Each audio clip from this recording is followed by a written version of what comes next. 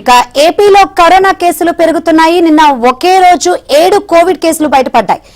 గుంటూరు జిల్లాలో 4, తూర్పు గోదావరిలో 2, బాపట్లలో 1 కేసు వెలుగు చూసినట్లు ఆరోగ్య శాఖ వెల్లడించింది. కొత్తగా నమోదైన ఈ 7 కేసులతో కలిపి రాష్ట్రంలో నమోదైన కోవిడ్ కేసుల సంఖ్య 26కు చేరింది.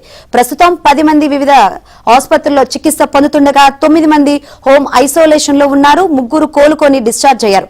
ఇప్పటి వరకు 4 మరణించారు. ఏపీలో కోవిడ్ కేసులు పెరుగుతున్న నేపథ్యంలో ఆరోగ్య శాఖ అప్రమత్తమైంది.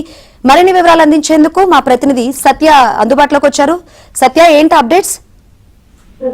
శంకరి, రాష్ట్రంలో కొత్తగా 7 కరోనా కేసులు నమోదయ్యాయి. గుంటూరులో 4 పాజిటివ్ రావడంతో నిన్న ఒక్కరోజే 4 పాజిటివ్ రావడం, రాష్ట్ర వ్యాప్తంగా మొత్తం 7 కేసులు నమోదవడం జరిగింది. మంగళవారం కొత్తగా ఈ 7 కేసులు నమోదవడంతో వైద్య ఆరోగ్య శాఖ పూర్తి స్థాయిలో అప్రమత్తమైంది. గుంటూరు జిల్లాలో 4, తూర్పుగోదావరిలో 2, బాపట్లలో 1 కేసు చొప్పున కరోనా కేసులు రికార్డు అయినట్టు రాష్ట్ర వైద్య ఆరోగ్య శాఖ నిన్న ఒక బులెటిన్ లో వెల్లడించింది. తాజా కేసులతో రాష్ట్రంలో మొత్తం కరోనా కేసుల సంఖ్య 26కు చేరినట్టయింది.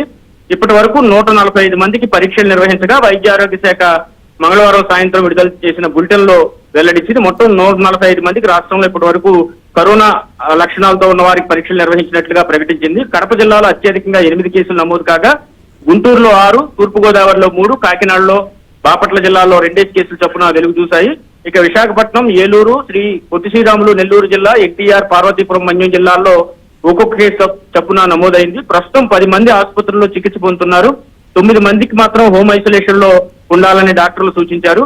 3 కోలుకుని ఇప్పటికే డిశ్చార్జ్ అయ్యారు. ఇప్పటి వరకు 4 కరోనా సంబంధిత లక్షణాలతో మరణించినట్టుగా చెప్తున్నారు. అయితే వీళ్ళకి ఇతర అనారోగ్య కారణాల వల్ల కూడా వీరు మరణించారని చెప్పి వైద్య ఆరోగ్య శాఖ ధృవీకరించింది.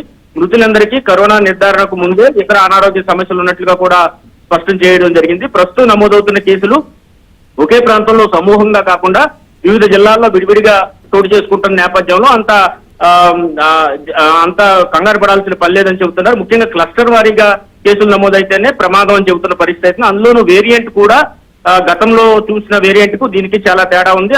అత్యంత స్పీడ్ గా అయితే స్ప్రెడ్ కావడం లేదనే విషయాన్ని కూడా వైద్య ఆరోగ్య శాఖ ధృవీకరించింది. Shankari, right, thank you Satya.